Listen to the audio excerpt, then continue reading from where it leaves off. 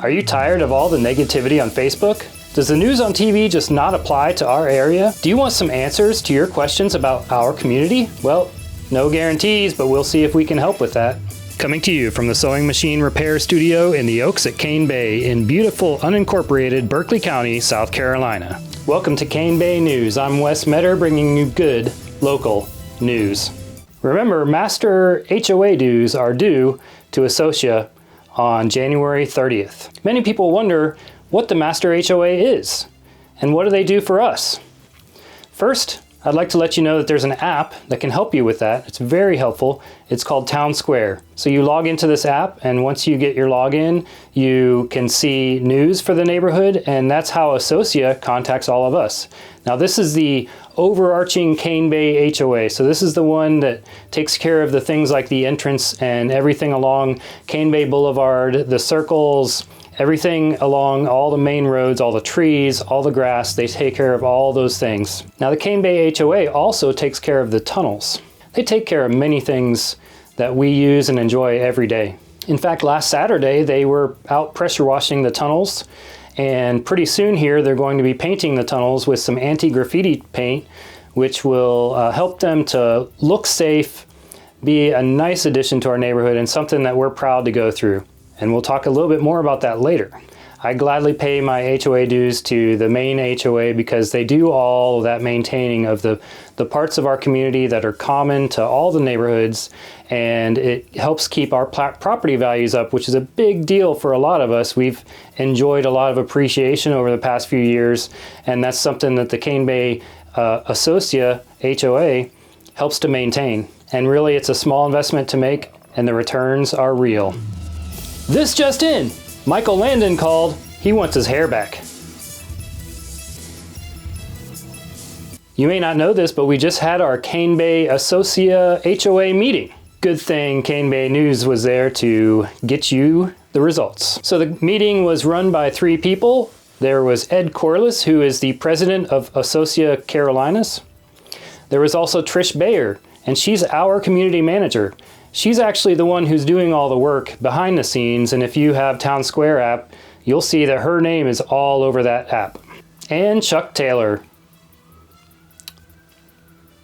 Yeah, we couldn't find a picture of him.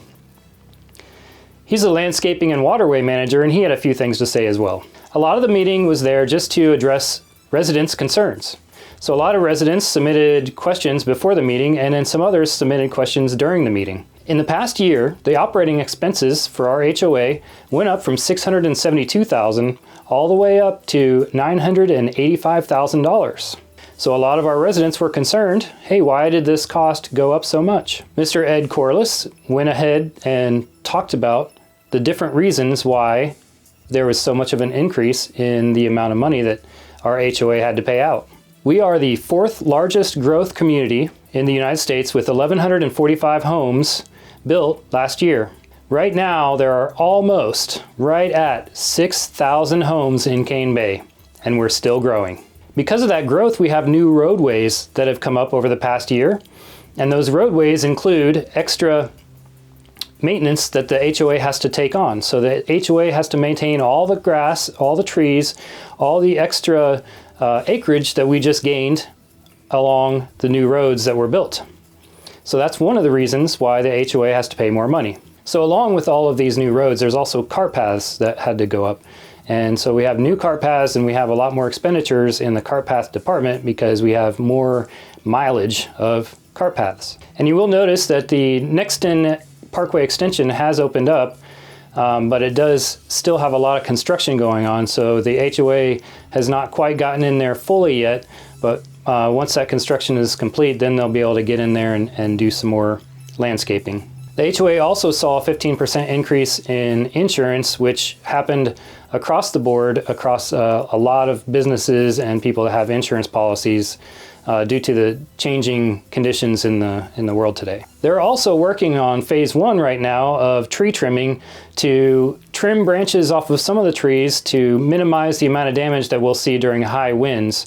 So if you keep the trees trimmed and keep some of the dead branches and things taken down, then there won't be as much damage during high wind situations, hurricanes and tropical storms, things like that. So what I'm trying to say there is that that expense that they're paying for now will actually lead to a lower cost later when we have fewer trees that are affected by those high winds. There's also been some tree replacement. So we all know that there's a few dead trees around. So some of the trees were revived following the last tropical storm that came through.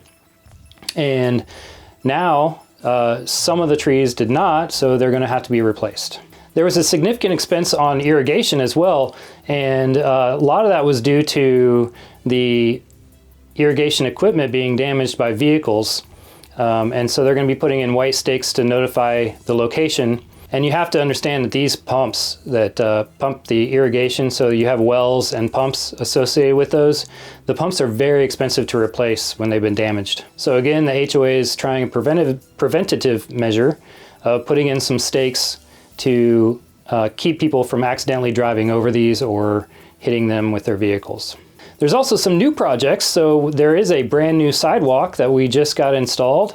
And this sidewalk is right there meeting up with US 176. So you can go straight across to McDonald's and B-Dubs and all those other places that will be opening soon. So that sidewalk is a welcome addition to Cane Bay. And again, with the tunnels, there's going to be some LED light replacements to make sure that the tunnel lighting stays working. Right now, there's a lot of lights that don't work, and that is actively being worked to replace those with LEDs so that they can last longer. And as was mentioned before, they're painting the tunnels with anti-graffiti paint. Now, that was supposed to be done on Tuesday, however, it wasn't. And I'm pretty sure, this is just my guess, but I'm pretty sure it's because of the freezing weather. Paint needs a certain amount of time above freezing for it to cure, so they're probably having problems with the weather right now for that paint, but that's again just a guess. One of the things that Berkeley County is helping us with is the part of the trail that floods the most. This part is right here in orange on the map. This part of the trail is where it's right there at Old Rice Retreat, and it's a part of the trail where every time it rains it's just filled with water. And so they're working with Berkeley County because that is an easement for utilities. There are a lot of utilities that run underground and above ground through that area. So working with Berkeley County, and Berkeley County is working on a plan to regrade all of that so that we can have dry cart paths and be able to walk, run, and drive our golf carts through there. Berkeley County is also going to help to regrade around the tunnels to make sure that the water can drain from the tunnels and from the area surrounding the tunnels as well. There are a lot of questions about US 176 State Road and the construction that's going on that's affecting our community. Well, unfortunately, that's another thing that the HOA does not have their hands in, so it's another thing we've got to talk to Berkeley County about. But I do have on great authority that the Cane Bay News crack team of investigative reporters are on the job, and we should have an update on the next episode of the Cane Bay News. There was a question about the golf cart bridge repair line item in the budget. Well, that was just mislabeled. It's a budget that's used for many different HOAs, and they are going to be changing that to remove the word bridge from golf cart paths. And that way it won't be confusing when we read that. There's also a question about when you look at the budget, you notice that it is deficient by almost $200,000, and just trying to figure out where does that money come from. Well, right now the developer will pay any deficient funds for the budget, and there is a plan. The HOA Associa has a plan to make sure that that deficit goes to zero before the HOA gets turned over from the developer to the residents. There's still some time left for that because we're not even halfway through building homes out here, so there'll be a lot more homes before that becomes an issue. There's another question about Cane Bay Boulevard and when is it going to be repaved, when is it going to be expanded. That's one of those questions that has to go to Berkeley County because the HOA does not do any of that sort of thing. And we will have an update for that on our next episode of Cane Bay News. So another question that's very near and dear to our hearts, when our kids and our family members go to the YMCA, a lot of times you have to cross Cane Bay Boulevard. and a lot of people want to get a crosswalk installed there to make it a safe passage, because the speed limit is 45 miles per hour right there, and it can be dangerous for people that have to cross Cane Bay Boulevard. But again, that's another question for Berkeley County. So we'll get back to you on that one at a later time. And there were some questions about the cart path. So the cart path is not continuous throughout the entire neighborhood. There are sections where there is no cart path, especially like over by Lindera and the YMCA. And that adds to some of the problem of having to cross Cane Bay Boulevard. So that portion of the cart path is owned by a private entity, and when they develop that property is when they're required to put in the cart path. So that property is undeveloped right now, so they have not put in any cart path right there. So it will be something that they have to put in when they start building. But as for right now, the HOA does not build cart paths, but they have put in gravel to make it more easy to traverse that area. So that's one thing that the Cane Bay HOA did for us, is they put in some gravel there to make it a little bit better. But it's not perfect, and it won't be until there's some development that happens in that property. One of the other big questions I was asked is, what about the entrance of Cane Bay? It's in disrepair, it doesn't look great, and now there's a whole bunch of construction around there.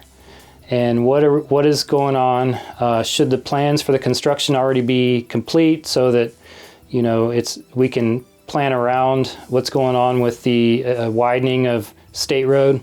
The response is that it's the developer's job to fix the entrance of Cane Bay. The developer is waiting until after State Road expansion is complete before they go through and upgrade and make our entrance much better. And like I said, we're going to be covering the construction at State Road on our next episode of Cane Bay News. So something else that was brought up is the undeveloped area just right around Old Rice Retreat, which is where the assisted living center was starting to be built and then stopped. Well, according to Ed Corliss at Associa, that property was recently purchased. Now, we weren't able to independently verify that purchase via records at Berkeley County, but if that is so, then hopefully soon, and soon being a relative term, these developments take a lot of time, so maybe a year, maybe 2 years before they start, but it's going to be a housing development. So they're going to have to bulldoze the foundations that are there and then put up a new housing development right inside of Old Rice Retreat. If you do have concerns, if people are going in there and or trucks are parking there, that's another thing that you can call the police on, because it is private property and it's not a common area for everybody to use. Also, it's very dangerous, so kids shouldn't be playing there as well. And then the last one that I have here is that one person asked for better landscaping for people to be able to see. So there's a lot of landscaping that grows tall, and it's difficult to see traffic on the other side. So you don't want to hit other cars and you want to be able to see. Ed Corliss took that down for action, that they're going to look at changing some of the landscaping so that it's easier to see over the landscaping. And that's really the last thing I have for the meeting. There's a few other things I didn't touch on because we are going to have that in a future episode of Cane Bay News. Until next time, I'm Wes Metter saying, be considerate, Cane Bay, drive safe on the boulevard, and put others before self. Have a great rest of your week.